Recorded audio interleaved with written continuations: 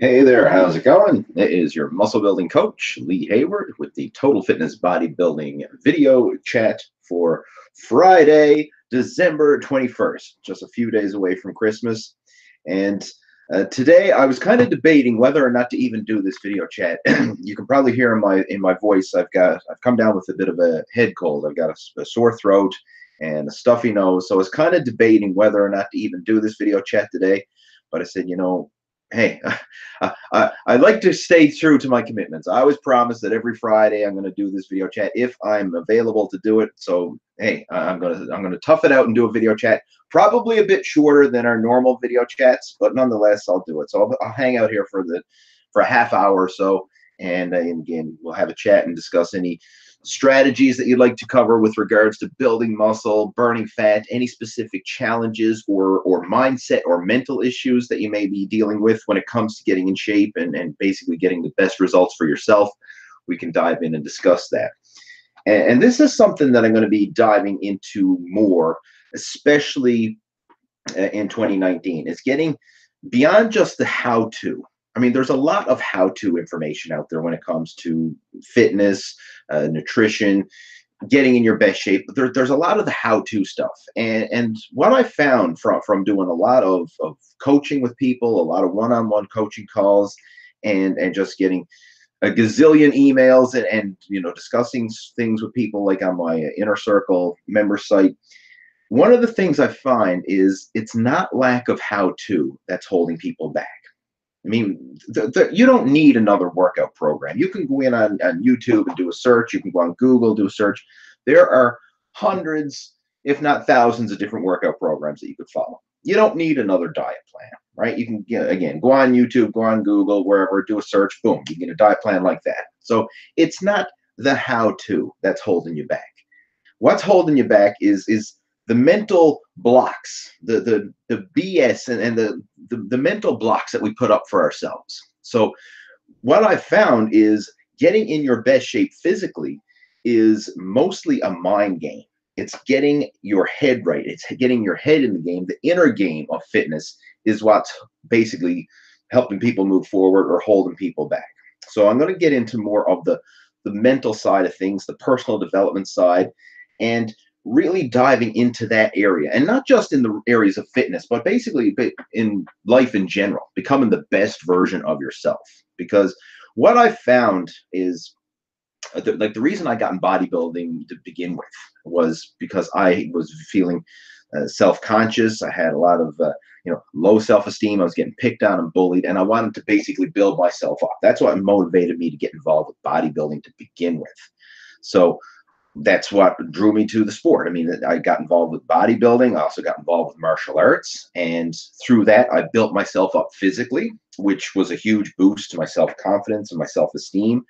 But there's more to it. Like, even though you can have a great body, that's only going to take you so far, right? There's still deeper levels beyond that. And other issues, of personal development and building up your self-confidence and basically becoming the best version of yourself.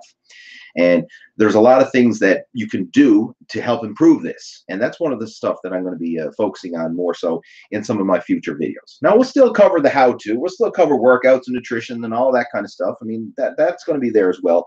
But I want to just kind of expand the channel and have a broader, more mature look and feel to it. So it's not just purely exercise and nutrition. It's going to be more mindset, personal development, and getting past your own mental BS that can be holding you back.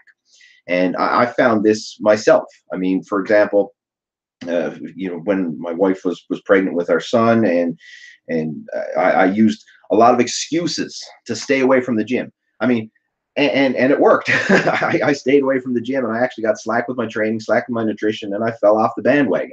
But I know what to do. I mean, it's just I wasn't doing what I know. And I fell into the trap that a lot of people are in. I mean, most people, it's not lack of knowledge that's holding you back. It's all these other things. So we're going to dive into some of those mental mindset shifts in some future videos for sure. Now, I know we got several people joining us. It's not as big of a turnout today because, quite honestly, I didn't send out an email earlier to let people know about the video chats. It's only like the hardcore regulars who are tuned in right now. Excuse me. Because again, I was debating all day. I said, you know, am I going to do this chat? Am I not going to do it? Oh, I don't know. And then finally I said, oh, what the heck? I'll do it anyway, even though my voice may give out halfway through the video chat. But if that's the case, so be it. All right, so I'm just going to jump into a few questions that are coming through here live. Second, guys, I get my computer screens organized here. I got the video coming through and the chat coming through in another window there. Okay. All right, so just making sure everything's coming through loud and clear. Thank you much. I do appreciate that. I'm actually drinking some apple cider vinegar and freshly squeezed lemon juice in water, of course. But I find that this is good for, I find that it helps ease up my throat a bit. So it's kind of like a natural throat remedy, if you will. Apple cider vinegar and lemon juice. And there's a lot of benefits to that. I've actually made a video talking about apple cider vinegar and lemon juice as just an overall natural detox tonic that you could have. But I find if you got a sore throat, it can help kind of clear the cobwebs off your throat. So that's why I'm drinking that there now, to hopefully keep my voice going a bit longer. And how I got sick is kind of weird, because like earlier this week, I was in Vancouver. I was actually meeting up with a mentor of mine, and we shot some videos and stuff. And I don't want to, well, some of you have been following along. I posted up on Facebook and stuff like that, but I met up with Dan Locke, who's a mentor of mine, has been helping me with my business, and went to Dan's place and we shot some videos together. So that worked out really good. And afterwards, I mean, we shot several hours of video. I'm not used to doing that much video footage. So we shot several hours of video in a day. And then afterwards, I found my throat was a little bit scratchy. And then I guess flying home on the airplane afterwards, and it's a long flight from Vancouver to Newfoundland. It's about 10 hours in the air. So breathing in that old stale airplane air isn't very good for you either. And I found that after that trip, that's when my sinuses and that just got congested and my throat really got bad. So I guess the triggering was strained my voice a bit. I was shooting all the video with Dan last week in Vancouver, and then of course flying back home, it just kind of escalated. Now I'm stuffed up with a bit of a head cold and sore throat before Christmas, which sucks, but that's all you can do. All right, so let's see what else. We got some questions coming through. How do you change your weightlifting routine when transitioning to a lengthy weight loss cut? All right, workouts for bulking, workouts for cutting. Quite honestly, the actual workout you do in the gym, in terms of the weightlifting, the sets, the reps, all that, it really doesn't have to change much, if at all. What's going to change from a bulking or even a maintenance program to a fat loss cutting program is the diet and the cardio. That's the biggest variable right there. So you could follow a heavy power training program and try and still build muscle, get stronger, while following a fat loss cutting diet and increasing your cardio. So the actual workouts doesn't have to change that much. Now, from a practical point of view, there will be some change. And what I mean by that is, as you lose weight, you're not going to have the same level of absolute strength and power as you will as if you're consuming a high calorie diet and you've got some extra weight on. Even if it is fat weight can actually make you stronger. Excuse me. And this is why you see like the strongest powerlifters, the world's strongest man competitors, you know, anybody who is really strong, football linemen, you know, anybody who's big and strong, they typically have a lot of muscle, but they also have some body fat on them as well. And that body fat, that extra weight, that extra girth can actually help to make you stronger. And I'll give you just some practical examples. I mean, if you're doing a squat and you've got a thick torso and a big belly, that actually helps to make you stronger in the squat. It gives you a bigger base. I mean, if you look at people who are world record squatters, they typically have big torsos. Now, there's going to be some exceptions to the rules. Sometimes you'll see someone who's quite lean and still strong, but more often than not, they're going to have a little bit of, you know, a little bit of pudge around the midsection there, and they're going to have a big belly, and that's going to actually help them. Same with bench pressing. You know, generally someone with a really thick torso, and thick chest, thick torso, and a little bit of extra meat on their bones, that's going to help them with their bench press. They're going to be stronger. The deadlift, not quite so much. Sometimes you'll see slender guys who are really strong at deadlifts. That's kind of the deadlift's a different exercise because it's kind of, you might see someone who doesn't look very strong, is maybe not a super strong bencher, it's not a super strong squatter, but they can pull a ridiculous amount of weight with the deadlift. And a lot of it has to do with leverage and tendon strength and things like that. But bottom line, what I'm getting at here is having some extra weight on will actually make you stronger. So when you transition to a fat loss cutting diet, you are going to notice your bench is probably going to go down. Your squat's probably going to go down, and same with your deadlift. However, your other exercises, meaning like some exercises for reps, your body weight exercises, dips and pull-ups and push-ups and sit-ups and all that, those exercises are going to increase. A lot of your repetition exercises are going to increase. Anything you're doing in sort of a conditioning style, excuse me again, guys, apologize for that. Anything you're doing in a conditioning style training, like circuit training or high repetition work, you'll probably be better at that because with a bit less weight on your body, you're going to have more muscular endurance and you'll be able to perform at a higher level there. So the heavy power lifts are going to suffer. The conditioning and high rep stuff may actually improve. So with your workouts, just be aware of that. When you follow a cutting program, don't expect to be setting a 1 rep max bench press, hitting a personal best. Don't expect to be hitting the personal best in your squat or anything like that. But realize that your conditioning exercises, they may actually improve. Your exercises for reps may actually improve. So you can still train in a progressive overload fashion and still strive to get bigger and stronger muscular-wise while cutting body fat. And in fact, I encourage you to try to do that. Don't purposely switch up to doing all lightweight high reps because that can sometimes lead to losing more lean mass than you want. You still want to push yourself hard and heavy, but just realize that you may not be able to lift as much weight when you do cut weight. Oh, shit, excuse me. All right, let's move on. Try to get a few more of these questions while my voice is still good. Be Victorious is asking, says, how are you? Well, as you know, I got a sore throat, but I'm doing okay other than that. Says, I want to ask you about forearm flexors. They seem to be a very lagging body part. It's perhaps a muscle that seems stubborn. What are your thoughts on that? One of the best things you can do for your forearms, I found, is working on your grip strength. The grip is a very neglected aspect of training. A lot of guys don't do any dedicated grip work other than gripping the barbells and dumbbells and machine handles. But if you purposely build up your grip, you will thicken up your forearms. I mean, you'll thicken it all up. Your extensors, your flexors, you'll beef up your forearms. And I'll give you the best example I can.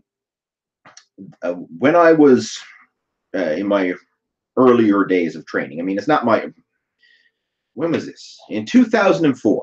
That's when it was. In 2004, I came to the realization that my grip sucked. And the reason I came to that realization is because I started training for powerlifting around 2004. Before then, whenever I did exercises like rows and pull-ups and deadlifts or whatever, I always used lifting straps.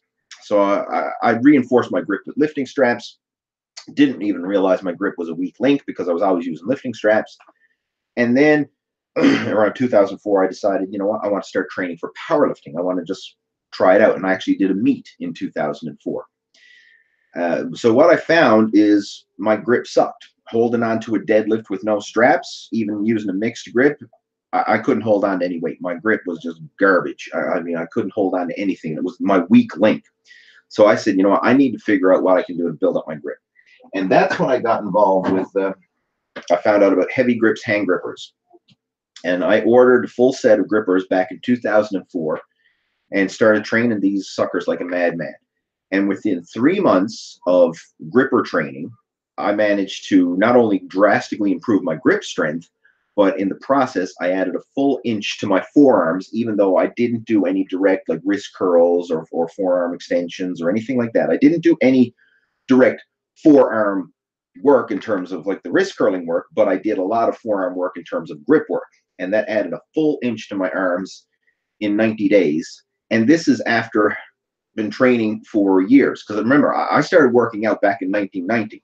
So this is 2004. So this was after 14 years of training, I was able to add a full inch to my forearms in just 3 months by adding gripper training. So it's not like newbie gains, you know, like you hear people talk about, oh, making all kinds of gains in your first year of training. This wasn't my first year of training. It was my 14th year of training, and I still made crazy gains. And all it was by using heavy grips hand grippers. So if your forearms suck and you want to beef them up, work on your grip. That's what I can recommend. And if you want, you can head on over to my website, leehayward.com, and I actually carry the heavy grippers. I was such a huge fan of them. I said, you know what, I'm going to carry these on my website, and I became a distributor for the heavy grippers. So if you want, you can head on over to leehayward.com. I think if you scroll through my blog, there might be a link there for a Christmas special where we had them on sale. Now, obviously, it's too late to order them and get them in time for Christmas, but the sale price is still up there if you want to take advantage of it. And in addition to that, when you order any gripper from my website, I'm going to give you a free gripper training manual that outlines the exact program that I used to put on a full inch to my forearms in 90 days, as well as work up from closing the 200-pound gripper to closing the 350-pound gripper, which, I mean, almost doubled my grip strength and added an inch of size to my forearm. So, again, I can't say enough good things about the heavy grippers. They definitely work. So it's the best tool that I found for building up your grip and your forearms. All right, another question here. This one's from Cyarian, I think it is, Bran. He says, I'm skinny fat. What should I do? When you're skinny fat, I made a video about this. You can actually just do a search, Lee Hayward skinny fat, and you should find it. But don't, excuse me, don't focus on bulking. Don't focus on cutting. Instead, just focus on eating as much clean food as you can and focus on your exercise performance, getting stronger in the gym, improving your work capacity, improving your overall conditioning. That's what I want you to focus on. Don't even worry about body fat percentage. Don't even worry about whether you're bulking, cutting, or anything like that. Just eat clean, work out, and focus on your physical performance. And by doing that, indirectly, you're going to build muscle, you're going to burn fat, and you're going to get yourself in better shape. Because what I find with a lot of skinny fat guys is they let the numbers mess with their mind. Because, okay, they'll say, well, I want to start cutting. I want to lose the fat. And then they'll go on a diet, and then they'll start to lose some weight, lose a little bit of strength, and then they're like, oh, shit, I'm getting too skinny. Now I need to bulk up. And then they'll go and they'll follow a high-calorie diet for a while, and they say, then their belly starts to get a bit big or whatever, and they say, oh, shit, I got to start cutting again. And they're in this spiral of, oh, I don't know if I should bulk, if I should cut, and they're not going anywhere. They're just spinning their wheels. What I want you to do instead, forget that. Like, literally, ignore your body composition, ignore all that. Just focus on your exercise performance. Get stronger in the gym, improve your work capacity, improve your repetitions, improve your overall conditioning. Do that in addition to following, a good solid diet. Now, don't starve yourself, but eat clean. Like, make sure that you're eating minimum amount of protein, like 1 gram of protein per pound of body weight. Eat adequate carbs to have enough energy in your system. Second, guys. So focus on that. Just eating clean and training hard, and let your body take care of itself. And you'll find that after 3 to 6 months or so of that, you will see a big change in your body composition as well as your exercise performance.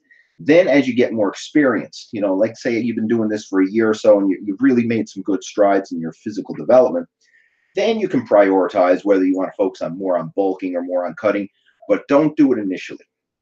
Just worry about getting in your best physical shape in terms of strength and performance, and then let the body take care of itself. All right, let's see what else we got here. This is from I'm Velo. Says, Lee, for the past few months, my diet was horrible. I gained 8 kilograms. I've lost motivation to go to the gym. During my workouts, I get bored. I feel like I'm losing what I gained. All right, that's a mental issue for sure. All right. You need to somehow renew that motivation. And I really can't tell you what it is that you need to do, but you need to get a reason why you got to get yourself back in shape. And you need to somehow renew that motivation you have. And what I want you to do is future pace. And what I mean by that is look at where you're heading. Look at what you're doing right now. You're not going to the gym. You're gaining fat. You're losing strength and all that. Where's that going to lead you in a year, 2 years, 3 years, 5 years down the road? If you keep on the road you're at, visualize where you're going to end up. You know, you're going to end up even worse shape, fatter, whatever. Versus if you turn the tables and got your ass to the gym, started eating better and everything else, where's that going to lead you in, 2, 3, 5 years down the road? And you really need to kind of future pace. And again, I don't know your individual situation, so I can't really decipher your reason why, but you need to kind of figure it out for yourself. I know in some cases, especially if guys are a bit older, the reason why could be to be a better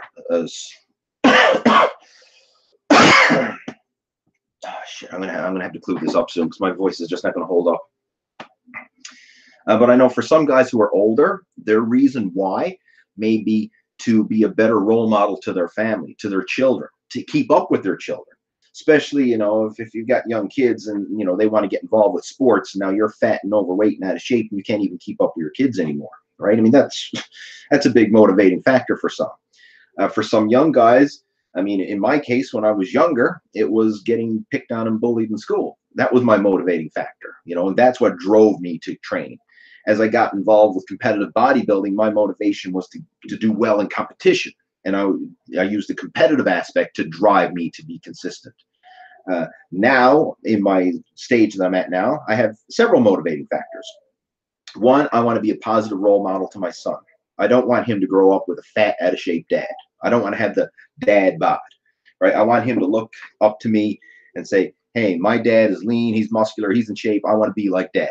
That's my biggest motivating factor is I want to be a positive role model to my son. I also want to be a positive role model to you, my followers, right? I don't want to be the fat, out of shape personal trainer. And I was the fat, out of shape personal trainer for a long time. I mean, for a few years, I let myself go. And, I kind of it happened so gradually, it happens. And then all of a sudden I was getting comments on YouTube like, who's this fat fella giving fitness advice? And I'm like, oh, Jesus, right? It's starting to show. It's starting to show through my clothes. They can see that I'm not working out and that I've gained a bit of fat, right? So I was getting embarrassed that way. So I want to be a role model to my family, to my son, and I want to be a role model to my followers. And also I want to live a long, healthy life, right? I mean, I've seen firsthand family members die way before their time from totally preventable illnesses, diabetes, heart attack, high blood pressure, high cholesterol, all that kind of shit. Diet and exercise related 90% of the time. Now, I know there's some genetic factors come into play and all that, but again, 90% of the time, it's totally preventable if you live a healthy lifestyle, which includes diet and exercise. So again, I don't know what your personal why is. You got to figure that out for yourself. But when you do, you got to put that front and center and go for it. Go for it like your life depends on it, because it does depend on it.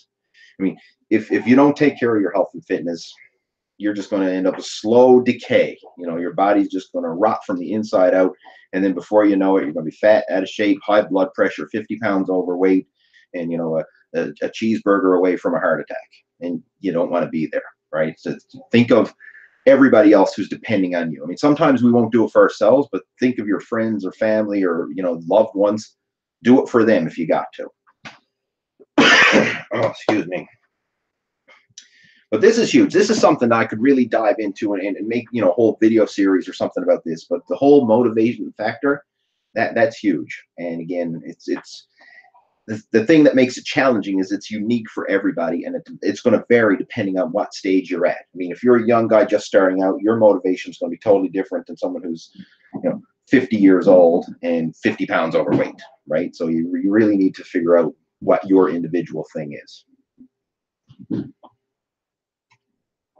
All right, we have Yali joining us. Yali Goins. What would you recommend for an overweight teen athlete? This kind of goes back to the one that I mentioned earlier for someone who's skinny fat.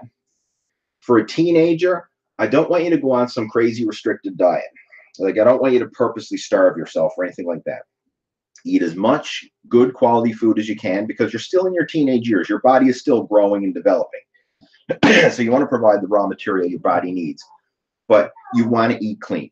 So, I mean, the problem with most teenagers who are overweight is they're eating crap, right? You know, burgers and fries and pizza pockets and potato chips and cookies and pizza and shit like that, you know, pure processed garbage. Instead, focus on natural, unprocessed food. Lean meat, lean chicken, fish, you know, natural stuff, fruits and vegetables, complex carbohydrates like oatmeal and potatoes and rice and all. So whenever you sit down to a meal, I want you to visualize your plate as in thirds. A third lean protein, so that could be lean meat, lean chicken, fish, whatever. A third vegetables. This could be a salad, could be steamed vegetables, stir-fried vegetables, whatever, but some form of green vegetables. And then 1/3 complex carbohydrates, potatoes, rice, you know, something like that. And think of that. Every time you sit down to a meal, 1/3 of each. Third protein, third veggies, third carbs. And that's what you want to base your diet on. Eating clean, natural food, not processed garbage, not sweets, not sugars, not crap. You know, I mean, the chances are if you're overweight, you've had your fair share of processed junk. So you want to eliminate that from your diet as much as possible and replace it with good quality foods. Now, of course, there's probably going to be an occasional cheat meal or something like that here and there, but at least 80–90% of the time, keep your diet clean.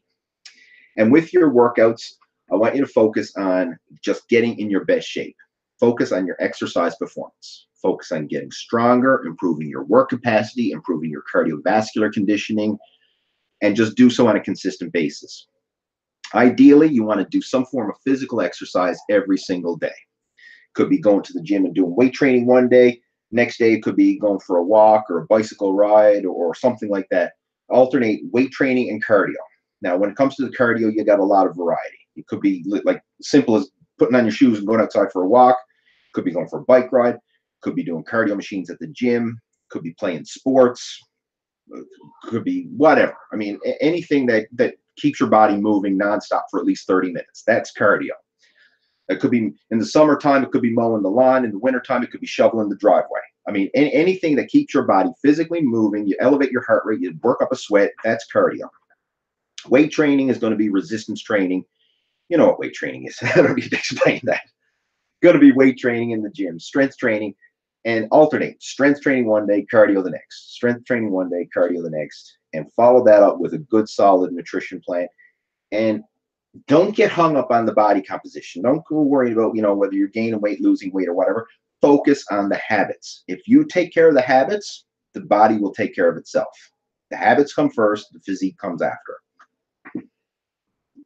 Oh, shit. I'm okay if I'm not speaking, but when I'm speaking, it kind of stirs up I guess the cobwebs in my throat. That's what stirs up here. I know we got a lot of people joining. I do appreciate the support because, again, I didn't send out an email or anything. This is just, you know, people tuning in from YouTube, which is pretty cool. So again, I do appreciate the support, and I'll do my best to provide as much content as I can while my voice lasts. All right. I used to be very motivated to work out and diet seriously, and also wanted to become a personal trainer, and now study dietetics. Sorry. Okay, that was a follow-up question. Never mind. That was one of the. I've already answered the main question. That's just follow-up.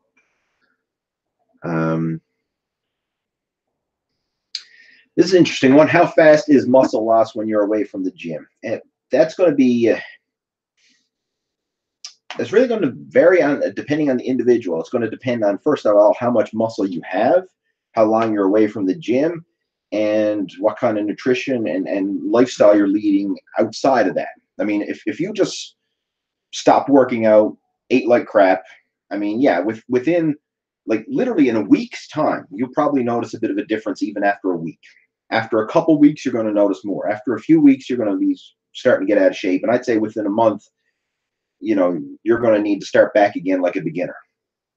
Now, the cool thing about it is you can regain muscle a lot faster the second time around than it took you to gain it in the first place. So if you do have a layoff from the gym and you have to start back again, Yeah, you're going to start back as a beginner. You're going to have to train light and all that kind of stuff, but you're going to gain it back a lot quicker the second time around. So, I mean, it may have taken you years to gain muscle in the first place, depending on what level of development you're at, but it might only take you weeks or months to regain it the second time around. So that's a nice thing about it. It's called muscle memory, and it actually is a legitimate thing. So, excuse me, like in my case, if I take time off from the gym and get slack with my workouts, I can get myself back in shape much quicker than someone who's never been in shape at all, because I have that muscle memory. I've been in shape before, and I'm basically just regaining lost muscle. So it's easier the second time around. But as far as how fast it's going to take to lose it, if you're out of the gym for a couple weeks, you're going to notice it. You know, after, I'd say as little as 2 weeks, you're going to start to notice a decline in performance and also a decline in muscle fullness.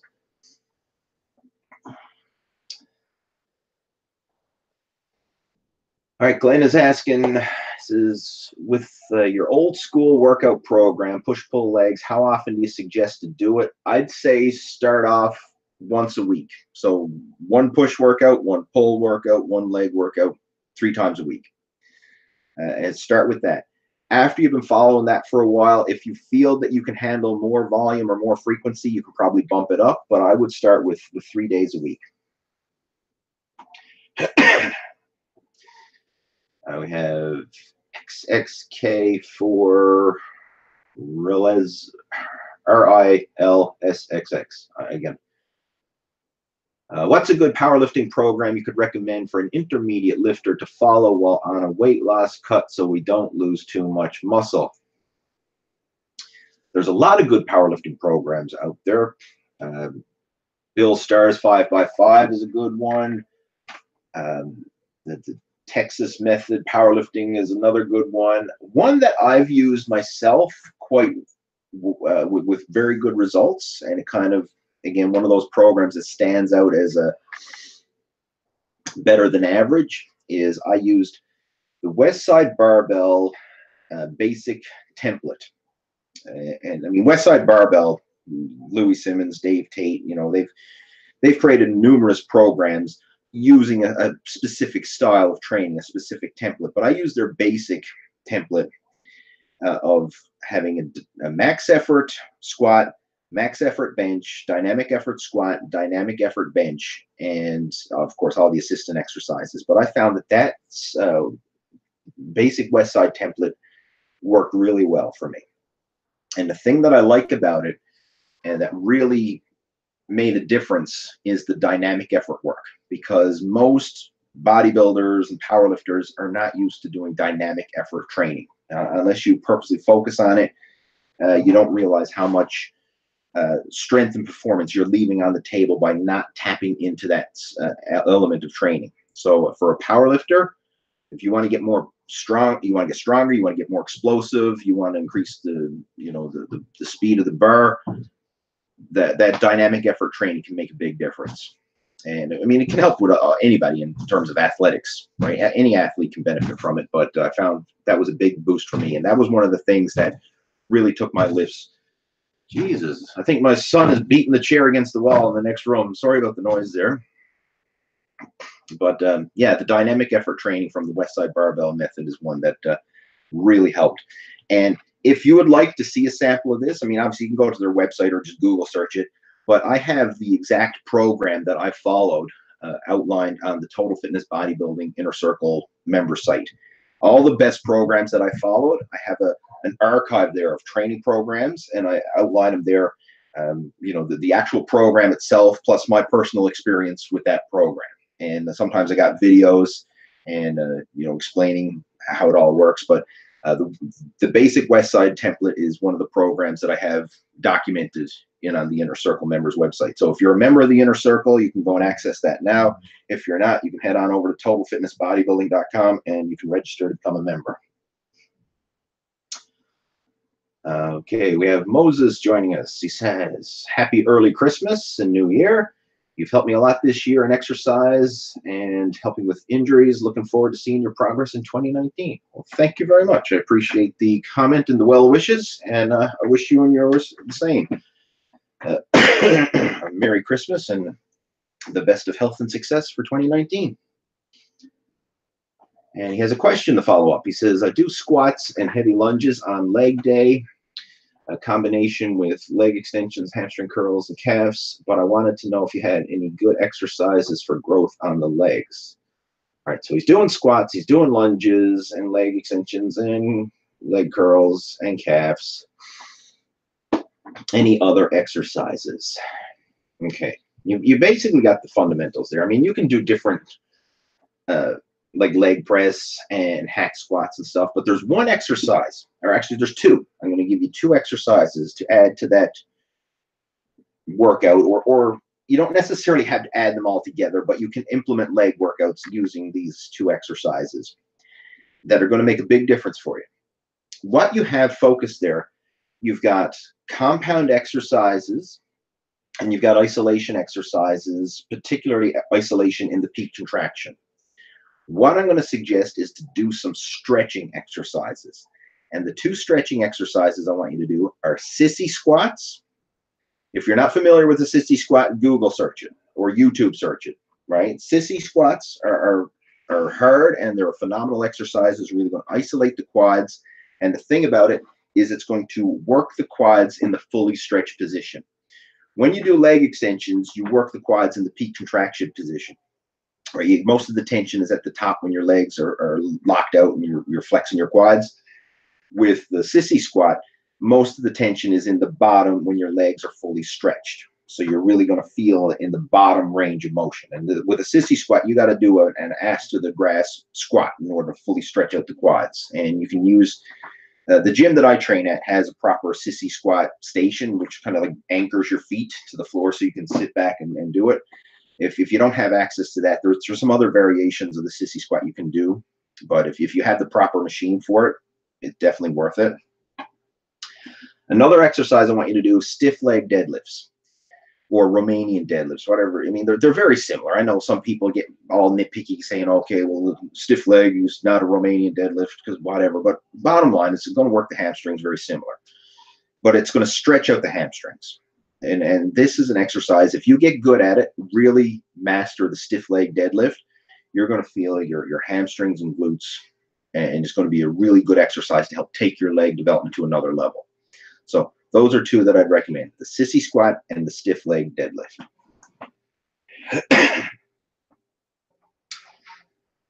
All right, let's see what else we've got.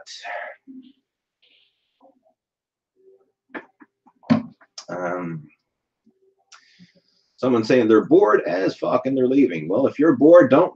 I'm not here to try and hold you on. If you are bored, you can leave. B. Victorious is joining us. He says, no need. Okay, he's actually responding to the previous question. Moving on. Any chance you're going to check your emails? Okay, yeah, I do check my emails. He must have sent me an email. Okay, what else we got here? What's your opinion on rapid fat loss program, RFL, around 800 to 1200 calories a day, 200 grams of protein? I've never actually looked into the actual rapid fat loss program. I guess it's some program that somebody must have laid out, but I'm not a big fan of going to the extremes like that. I'll give you a mindset or a strategy that I recommend you follow when you're trying to lose body fat. Try and diet on as high of a calorie intake as possible while still making progress. And what this is going to do is it's going to give you room to progress with your fat loss diet. If you start off eating 800 calories a day and then you hit a plateau, where are you going to go from there? Are you going to go like 500 calories a day, 300, or just stop eating? Right? Where do you go if you're already at rock bottom, right? You have no room to progress. So what I recommend is structure your diet in such a way that you're eating as much food as you can while still burning body fat in the process. And what I like to recommend people to do is eat more and burn more. So focus on increasing your activity level, eating more food, and building up your metabolism. By building up your metabolism, you're going to increase your lean muscle mass, you're going to increase your calorie expenditure, and you'll feel better, and you'll actually make better progress. If you try and starve the fat off, that's kind of like, yes, it can work in the short term, but it's not maintainable over the long term, and it's typically not going to make you feel strong and healthy in the process. You know, starving is suffering, right? But if you can eat more, burn more, and build your metabolism, you're actually going to gain muscle, lose fat, and feel better in the process. So try and diet on as high of a calorie intake as you can, and only make restrictions and reduce when you need to. So, I mean, if you're, like, for example, let's say instead of 800 calories a day, you're eating 2,500 calories a day, and you're losing fat at 2,500 calories. Well, if you eventually hit a plateau at that, you've got a couple options. One, you could probably do more cardio and try and burn more calories that way, or you could cut your calories back to, say, 2,000 calories. You still got 2,000 calories in your system to run on, but you're not starving yourself, right? Whereas if you're at 800 calories and you hit a plateau, because what you'll find is when you eat a low calorie diet for a prolonged period of time, your metabolism will adjust based on your calorie intake. You eat more, you burn more. You eat less, you burn less. Your metabolism actually, you know, food affects your metabolism. So if you're starving yourself, your metabolism is going to slow down to match your caloric intake. And again, it's a short-term solution. Yeah, you can lose fat in the short term, but it's not a long-term maintainable solution. So if you're actually interested in long-term fat loss, take a smarter approach. All right, let's move on. What are the deciding factors in what becomes muscle and what becomes fat? Is it how much you work out when you work? Is it how you work out when you work out?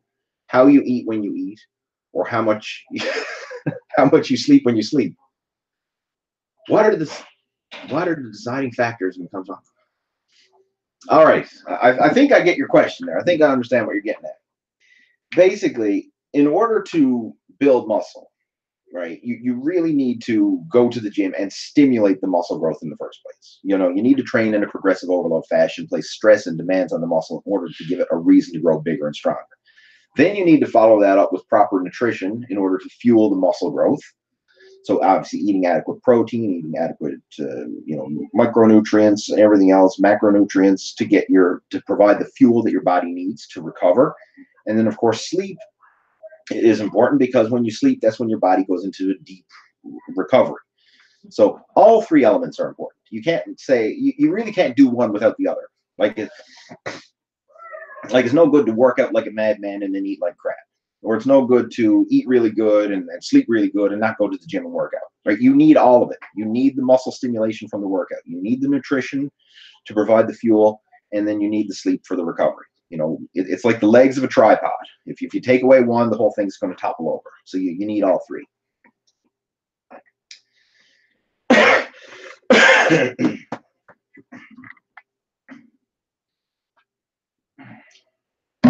Okay. We have AK Concept saying, great comeback pic that I posted. And I did. I posted a progress pic earlier today on the community tab of the Total Fitness Bodybuilding YouTube channel. I was taken the other day at the gym. I did a post-workout selfie and did a side tricep shot. And when I was all pumped up post-workout, you know, when you look your best, obviously, after you have a workout, you always look a bit fuller and tighter and everything else. So I took a picture and actually quite pleased with how it turned out. It was a hell of a lot better than I looked this time last year. Let me put it that way. But yeah, I want to keep pushing forward, and hopefully sometime this year, depending on my schedule and stuff like that, probably going to look into making a comeback into the Masters over 40 bodybuilding division. That's been a goal of mine for a while. And like, I haven't competed now since 2011. So I'm getting that competitive urge again, if you will. And I always wanted to make a comeback in the Masters over 40 category. So now that I am over 40, I can do that. So it'll be interesting to see how it goes. All right. Ken is asking, do you think shoes matter for squats and deadlifts for weights under 250 pounds or so? All right. First off, you can, any sneaker that you're wearing to the gym, you can still squat, you can still deadlift, even if it's a running sneaker, if it's just a cross trainer, if it's a whatever. You know, you can still lift in just a basic sneaker. There's nothing wrong with doing that. However, if you want to maximize your performance, the shoes do matter. That's why you're going to see top level body, or not so much bodybuilders, but top level powerlifters and weightlifters. They're going to have special shoes. Some bodybuilders will as well, because they're serious about performance. But a lot of times you might see bodybuilders just working out in like a basic cross trainer type of sneaker. But if you're really serious, proper footwear will make a difference. When it comes to the deadlift, you want something very thin. Something like maybe a Chuck Taylor's Converse, just a flat sole shoe, very thin. Some powerlifters actually wear a deadlift slipper, which is literally just that. It's just a slipper with a very thin rubber grip on the bottom.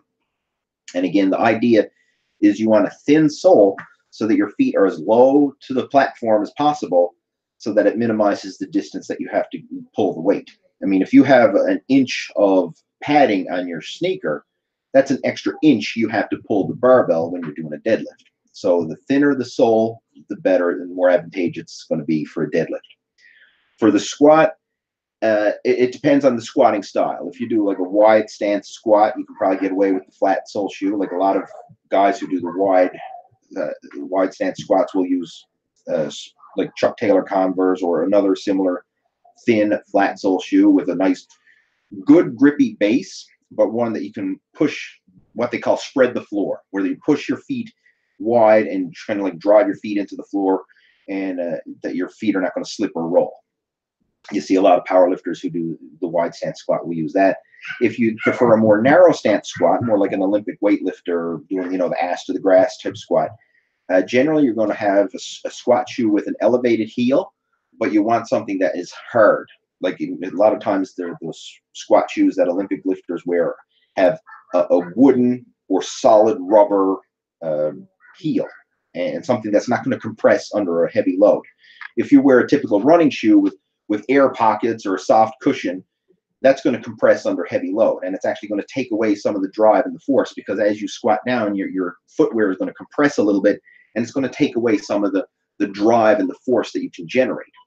Whereas if you have a solid heel made of wood or very high density rubber that's not going to compress under heavy load, or sometimes even high density plastic, whatever it is, but something that's solid, again, the footwear is not going to compress, but it's going to give you that little tiny bit of an elevated heel, which can be helpful, especially if you squat with a narrower stance.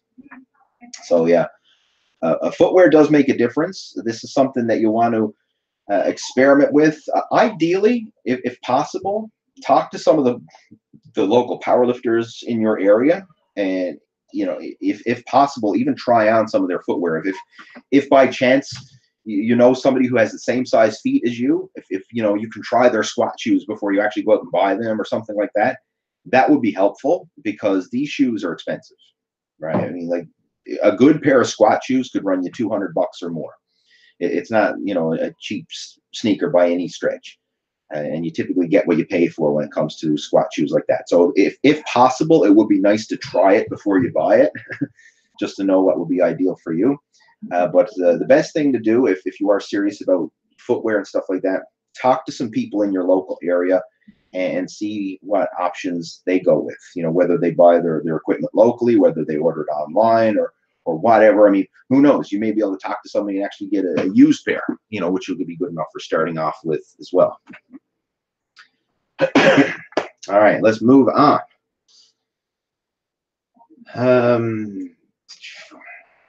We have Lee joining us, and he says, "Hi, Lee."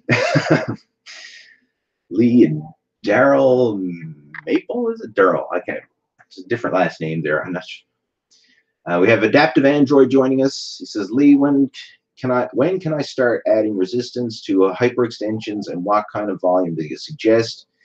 If you can pump out 20+ reps of a hyperextension, then you can add resistance. It could be as simple as holding a weight plate to your chest. It could be using rubber resistance bands. Like sometimes, depending on the hyperextension layout, you could maybe wrap a rubber band around it and then put it around the back of your neck and have like a rubber resistance for the hyperextension. Another thing you could probably even do as well is just increase the volume. and this is what I would probably recommend first. When you work up to doing 100 total reps with your body weight, and you find that that's not enough, then you can add resistance, right? You're asking, when do you add resistance? That's what I'd suggest. Work up to doing 100 total reps with your body weight. Now, that could be like 4 sets of 25, 5 sets of 20, or however many sets and reps it takes to complete 100 total reps. And I'm going to tell you, most people watching this right now, 100 reps of hyperextensions is going to pump up your lower back like crazy. You know, that's probably going to be all you need. And that's what I used to do for years. Like when I was getting ready for bodybuilding shows, I mean, that was my hyperextension workout, was 100 reps with body weight. And I found that that was plenty. But sometimes, just either to change it up or whatever, I will add weight. You know, either hold a weight plate to my chest, hold a dumbbell to my chest, or again, use the rubber resistance band. But again, body weight alone can give you an amazing workout. And I'd focus on the volume before you worry about the adding extra resistance. All right. John's asking a question, said, what kind of real estate advice could for someone who's looking into investing? Oh, this could be a deep question. And you know what? Rather than getting into it right now, this is something I'll probably make a separate video on, talking about stuff like this, because I do have a few tidbits and a few pieces of advice. I've been investing in real estate now for, I bought my first property back in 2002. So I've got a few years of experience under my belt when it comes to real estate. But that's kind of like deeper level and totally off the topic of fitness. But again, I appreciate the question. And this is some of the stuff that I'd like to get into doing more of in 2019. Because like I mentioned at the beginning of the chat, for those of you who are joining at the beginning, there's so much more to building the best version of yourself than just fitness and nutrition. I mean, I think fitness and nutrition is the foundation, and you need to have that in place. I mean, if you could be like a successful real estate investor, you could have a successful career, you could have a great family, you could have, confidence and financial success and family who love you and everything else. But if you're overweight and out of shape, man, that's going to be like a ball and chain that you're dragging around with you, right? You're never going to feel truly satisfied unless you have it all, right? You need to have the body, the health, the fitness, as well as the confidence, the personal development, the financial success, all that stuff. You need to have it all. Now, I'm not saying that you have to be, the most ripped or biggest bodybuilder, or that you have to be, richer than Bill Gates or anything like that. I'm not saying any of this stuff, but you have to have a certain level of success in all areas in order to be the best version of yourself. And this is some of the stuff that I'm going to be getting into in 2019, especially. I'm going to be getting into more deeper topics of personal development and becoming the best version of yourself. So we're going to dive into things that you can do to improve your self-confidence, your communication, your personal development, improve your finances. We're going to dive into that as well, in addition to improving your health and fitness. So again, I appreciated John for asking that question, but I'm going to put that one, I'm going to make a note of that one and answer it in a future YouTube video rather than trying to discuss it all here, because it's just so much. I wouldn't be able to do it justice. Excuse me. I'm going to probably get ready and clue it up. My voice is not doing me very good here now. All right.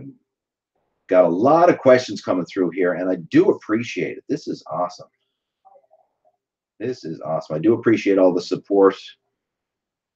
Okay, I'll answer one more question and then clue it up. Let's see what we got.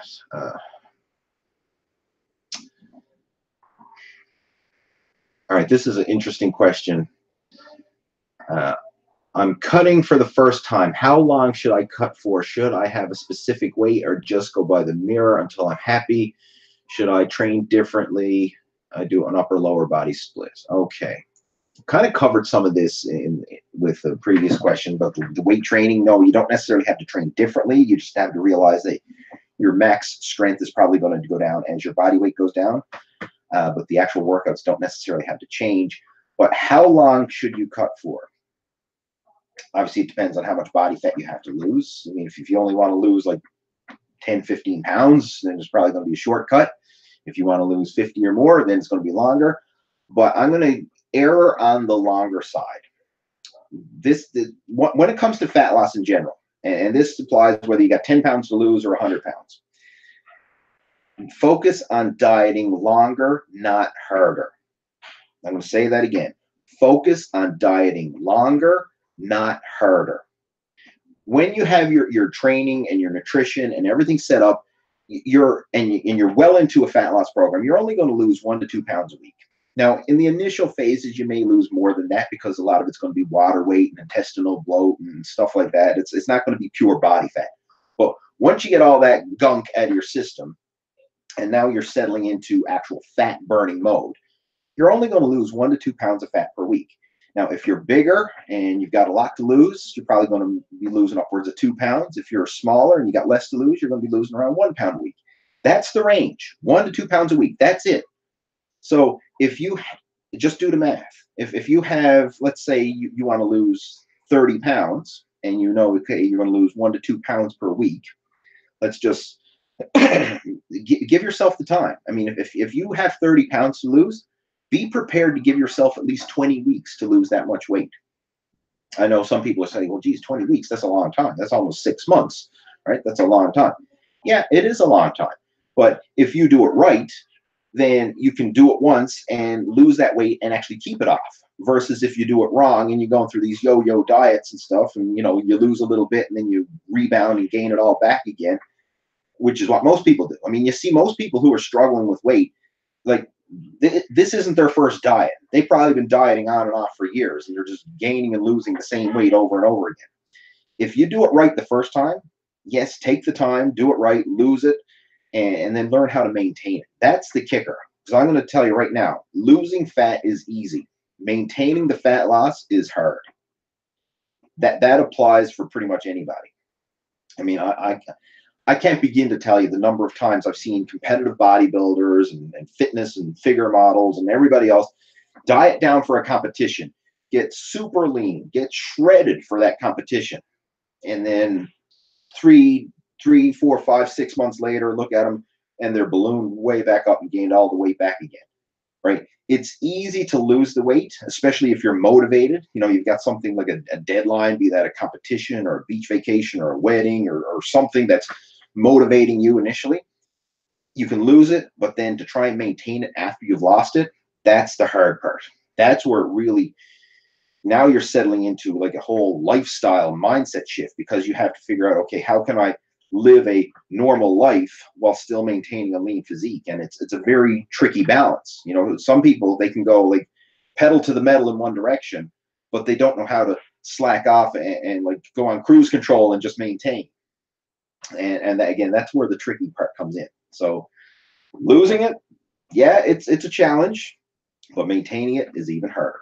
And as far as the time frame, error on the longer side. Again, diet longer, not harder, and give yourself, plenty of time. 1 to 2 pounds per week. Just kind of do the math. If you got 20 pounds to lose, be prepared to give yourself up to 20 weeks. Chances are you'll probably lose it faster than that, but be prepared to give yourself at least that long. And if you do that, then you're setting yourself up on the right track. If you try and lose weight faster, like I get some people email me and say, oh, I need to lose 30 pounds in 30 days. I'm like, forget it. I mean, you probably could do it if you starved yourself and took a whole bunch of fat loss drugs and shit like that, but it's not healthy, it's not maintainable, and it's not what I want you to do. Give yourself the time to do it right. And on that note, I'm going to clue it up. So again, thanks for tuning in, guys. I do appreciate it. I appreciate all the support. We've had a great year. This is, well, let's look at it. We're going to have another video chat next week before the end of the new year, but this is going to be the last video chat, obviously, before Christmas. So I want to wish you and your family a very Merry Christmas. Hope you have a great one. You have my permission to enjoy yourself on Christmas Day. So whatever Christmas dinner and goodies you have, enjoy. I mean, you have friends and family and loved ones who've probably put a lot of work and effort into preparing a meal, cooking all kinds of tasty food. Go out there and enjoy it. But you know what? As soon as the dinner is over and the holiday celebrations are done, get back on track the very next day. That's the key to long-term success when it comes to, bodybuilding and fitness and maintaining your fat loss. Is a lot of people, when they get off track, they stay off track. Now, there's nothing wrong with getting off track from time to time, like say having a Christmas dinner or Thanksgiving dinner or whatever. There's nothing wrong with enjoying that. But as soon as it's over, get back on track again for your very next meal. And the faster you get back on track, the faster you're going to be putting yourself, in the right direction towards reaching your goals and maintaining them. So that's what I'm going to do. I have full intentions of stuffing my face on Christmas Day, but right after that Christmas dinner, I'm back on track again with my planned scheduled meal plan. So there. Have yourself a great one, guys. I will talk to you next week. Hopefully my voice will be better by then. And again, have yourself a great Christmas. Take care. Over and out.